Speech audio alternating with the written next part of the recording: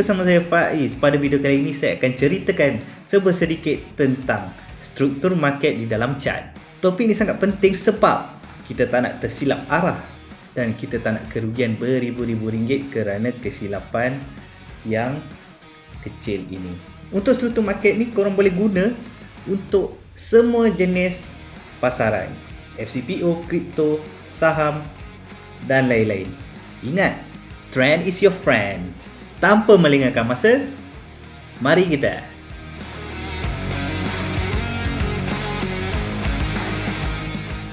Untuk topik kali ini saya akan menceritakan tentang fungsi utama untuk kita fahamkan tentang struktur market di dalam pasaran forex. Terdapat 6 fungsi struktur market yang anda perlu fahamkan.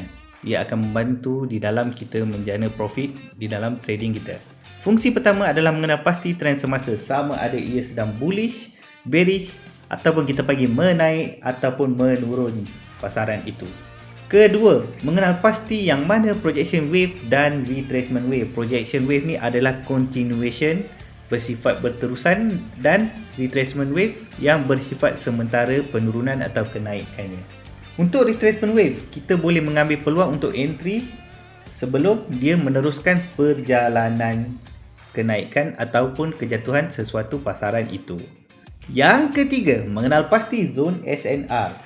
Mengenal pasti zone support dan resistance, iaitu adalah zon-zon yang di mana harga bakal melakukan penolakan ataupun berpatah balik, halangan dan sebagainya, dan kita akan belajar pada episod yang seterusnya tentang ini. Tapi sebelum tu, anda kena fokus tentang struktur market ini kerana ini adalah topik yang paling penting sebelum kita memulakan pembelajaran untuk sesi yang lain.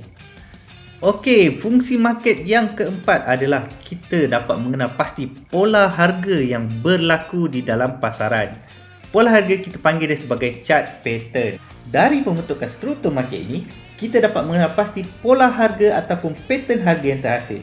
Ini saya akan jelaskan dalam video akan datang supaya anda tak pening dan confused. Lama-lama lepas anda dah start trade, pasti korang akan dengar istilah seperti double top, QM level, HNS, triangle dan macam-macam lagi. Inilah yang kita panggil sebagai pola harga ataupun chart pattern.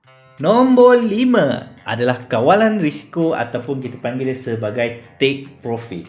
Dari pembentukan struktur market ini, kita dapat kena pasti dekat mana kita nak ambil profit TP pertama kita ataupun kita punya stop loss sekiranya kita punya analisa itu gagal. Dan yang terakhir adalah mengenal pasti di mana swing high dan swing low ketika anda melukis trend line.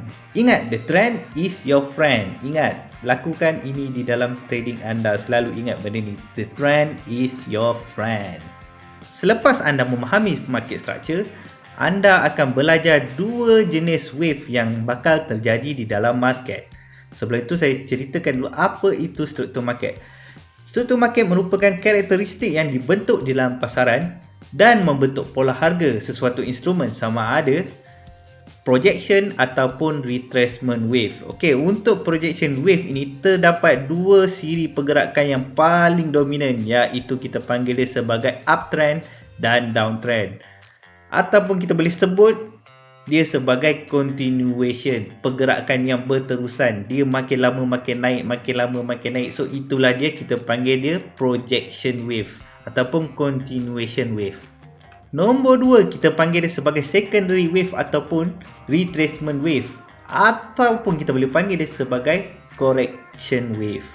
Di dalam pasaran, retracement sering berlaku dan membentuk pola harga ataupun kita panggil sebagai chart pattern.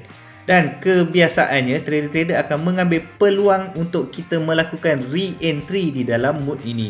Sebagai contoh, harga semakin menaik dan kita akan mencari entry untuk buy ketika dia melakukan retracement. Okey, dekat sini saya akan tunjukkan kepada anda perbezaan projection dan retracement wave. Dan projection wave, kalau kita lihat ke sini, dia harga sedang menaik, retracement dan menaik. Kalau kita pergi kepada trading view dan di time frame daily, kita akan nampak ini adalah projection wave, ini adalah retracement wave dan ini adalah projection wave. Kita boleh kenal pasti benda ini apabila kita tukar kita punya chart kepada line type. So kita akan nampak dia makin menaik, ini projection dan ini adalah retracement, dan ini pun wave kecil ni pun kita boleh panggil dia sebagai retracement wave. Kita kena faham struktur pergerakan market, dia tidak akan naik terus, tetapi dia akan membuat perjalanan seperti tangga.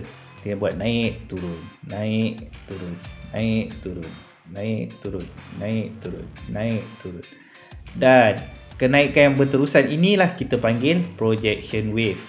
Dan penurunan ini yang turun sikit ni, inilah kita panggil dia sebagai retracement wave, ataupun kita panggil dia sebagai corrective wave.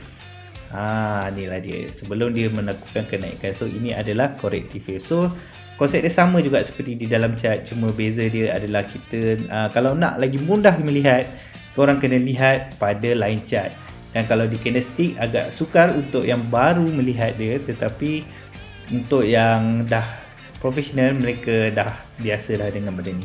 Tetapi untuk newbie, saya sarankan anda menggunakan line chart supaya anda lebih mudah mengetahui pergerakan market, sama ada dia projection ataupun dia adalah corrective wave ataupun retracement. 3 fasa trend yang anda perlu tahu di dalam market forex ataupun apa-apa jenis instrumen. Terdapat 3 jenis trend yang terjadi di dalam pasaran, iaitu uptrend, bullish, downtrend ataupun kita panggil bearish, dan juga sideways. Sideways iaitu harga tidak bergerak ke mana-mana, dia hanya berpusing-pusing di paras itu saja. So itulah sideways.